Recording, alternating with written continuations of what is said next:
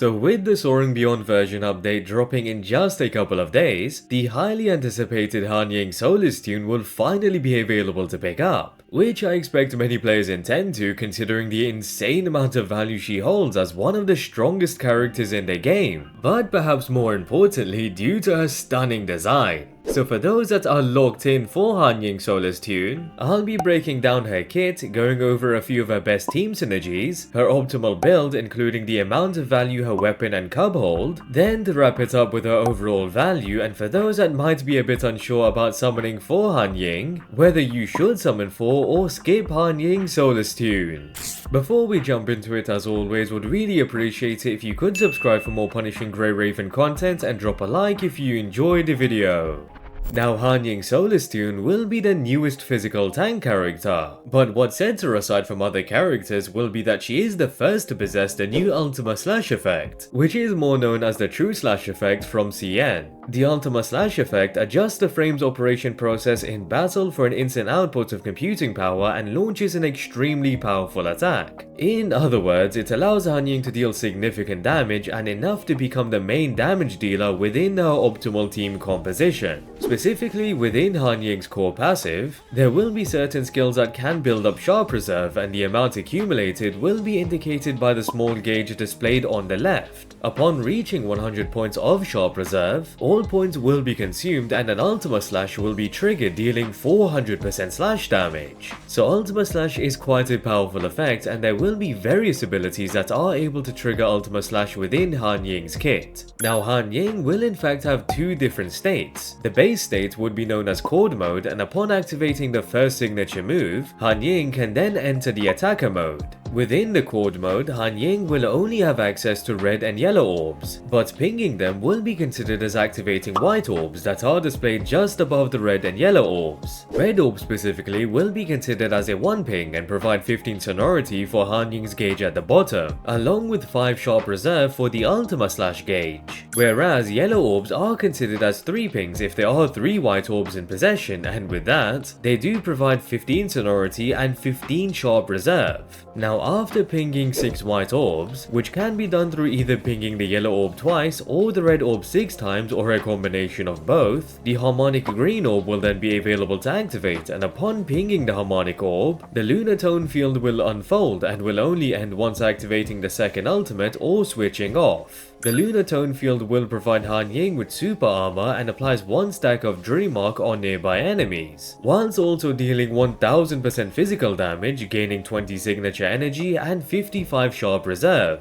In addition, piercing blow and penetrating pivot are inflicted on enemies within the field, which leads to their physical defense being reduced by 20% and physical resistance by 10%. Lastly, Hanying does in fact also gain a shield scaling of max HP and increases sharp reserve accumulation speed by 50%. Paired with piercing blow and penetrating pivot being inflicted on enemies, Hanying will be capable of triggering Ultima Slash more often and dealing even more damage. Now upon activating the first signature move known as Flying Leaf Point, Hanying deals a burst of damage whilst entering the attacker mode, leading to her looking even more stunning as she lets her hair down and will now only be able to ping blue orbs, which hold a lot of value since the attacker mode will be heavily dependent on sonority points, and unlike red and yellow orbs providing 15 sonority per ping, blue orbs on the other hand will provide 30 sonority and 50 sharp reserve. Now once in the attacker mode, Hanying will mostly deal damage through Jade Bloom attacks, which requires you to tap the signature button and have 30 sonority at least within her gauge. A successful hit of Jade Bloom will trigger an Ultima Slash, provide super armor with dodge to Hanying, increases basic attack damage up to a max of 100% and deals 300% physical damage. Now if Hanying holds the max of 120 sonority within her gauge and is in the lunar tone field, the Jade Bloom attack will switch into a Phoenix Tail Dragon Fragrance attack,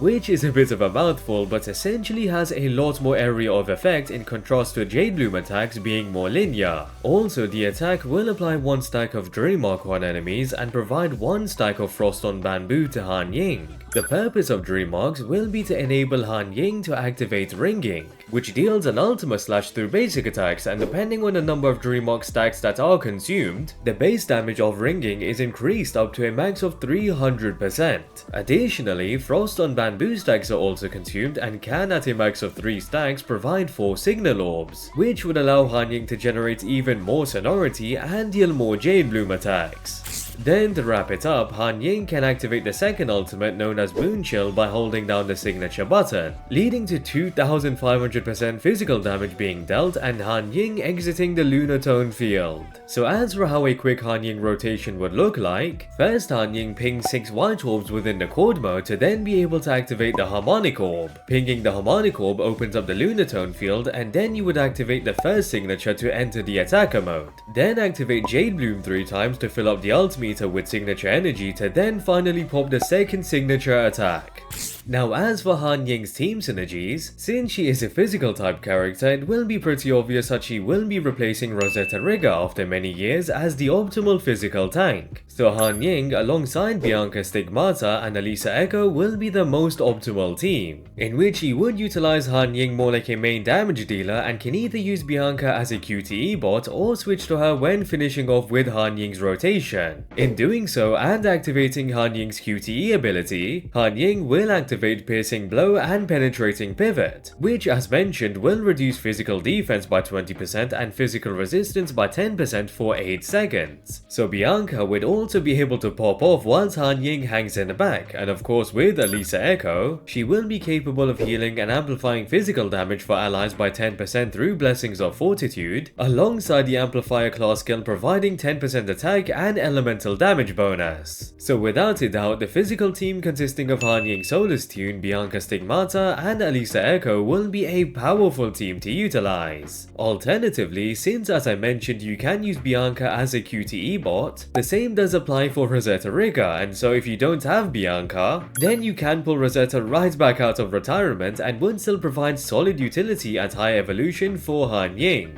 Lastly, if you don't have Elisa Echo, then you would be able to use either Live Luminance, Hanying Zitherwoe, or even Live Eclipse at high evolution. Although, considering Elisa Echo is a free character and can be exchanged for within the Dorm shop, paired with the fact since there is an increased rate of Dorm currency from completing Dorm commissions due to the integrated version, it wouldn't take that much time till you have enough shards to pick up Elisa Echo. Moving on to Hanying's memory build as just a standard S rank, the 4-piece Changwuzi set is pretty much tailor-made for Hanying since alongside the 2-piece effect increasing physical damage by 10%, the 4-piece effect increases the base damage of harmonic orbs by 100%, along with the 20% defense shred from Piercing Blow receiving a 20% additional increase. Lastly, upon exiting the lunar tone field, the area of effect will continue to last for 12 seconds dealing 50% physical damage to enemies every second. So no doubt a 4-piece Changwuzi will be essential for Hanying and would pair well alongside a 2-piece pattern, which increases attack by 3% and physical damage by 7%. So a 4-piece Changwuzi and a 2-piece pattern will perform incredibly well and will be the best build for Hanying. In terms of resonance, you do want to aim for at least attack bonus in the top slots, but even better if alongside crit since Hanying is physical, and as for the bottom slots, core passive bonuses would be great since a lot of Hanying's damage does reside within her core passive abilities. As for Hanying's signature weapon, it does carry significant value since it increases attack by 10% as standard, along with providing an additional 20% physical defense shred on enemies through the Piercing Blow ability, and when casting a Jade Bloom attack, the damage increase stacks of 50% when dealing consecutive attacks are increased from 2 to 3 stacks. Then when triggering the Phoenix Tail Dragon Fragrance attack, Hanying gains an additional 50 sharp reserve, allowing for Ultima Slash to be activated a bit more frequently. So overall, a strong weapon for sure, and mostly due to the additional 20% defense shred, given it allows Hanying to deal more damage along with the allies when Hanying pops her QTE ability. So it would be great to pick up the signature weapon for Hanying, and especially since with the deadline timing resonance, it will allow for a much smoother performance in Hanying's rotation. With all of that being said, the 5-star weapon is still viable and can be utilized since Hanying's base kit is still powerful. Also, the signature weapon can be picked up whenever, and so there isn't an urgency to pick it up, though I would recommend doing so whenever you can spare the BCs. Lastly, as for Hanying's Cub, it is able to deal physical damage to enemies and then proceeds to immobilize them for 2 seconds, which is definitely a nice feature for those more hectic fights, and it could come in clutch. In addition, there is a crit damage increase for Jade Bloom attacks and ringing by 15% through the passive. But overall, it doesn't affect Hanying that much to warrant pulling for, and especially over the weapon, so the Cub can be considered as a skip. But if you have more than enough funds for future banners and you already have picked up the signature weapon, only then you could consider picking up Hanying's Cub. Overall, Hanying Solacetune is a physical powerhouse, as she is capable of dealing immense damage and shreds a massive amount of physical defense to increase her own damage along with her allies. Also, with the fact that Hanying is our first and only Ultima Slash character until Bianca does receive leap skills, there is then even more value within her kit than most characters. Therefore, if you have built a physical team and you are looking to upgrade it, then you couldn't possibly go wrong with picking up Hanying Solacetune. Also, even if you are a newer player and might be trying to build a physical team, then considering the premium physical amplifier is free and there being various free options for the remaining slot, Hanying will then be a great character to pick up since the physical team is quite easy to build. However, if you are aware of the next version update consisting of Lucia Pyroth, which is going to be the new best fire attacker in the game, if you then have a fire team built and specifically picked up Watanabe or invested in Bridget that we did receive for free, then you may want to prioritize picking up Lucia over Hanying if you don't have enough currency for both. In addition, if you do have the blue selector ticket remaining, then after a month Hanying will be available, and so you can skip a banner if you choose to use the selector on Hanying. If not, and you aren't particularly interested in Lucia Pyroth or haven't built a fire team, then picking up Hanying Solacetune would be a great long-term investment for your account. And with that, I hope you guys enjoyed the video. I'd really appreciate it if you could subscribe for more Punishing Grey Raven content, and if you enjoyed the video, drop a like. Also, drop a comment down below on whether you are going to summon for or skip Hanying Solacetune. And yeah, hope to catch you guys later.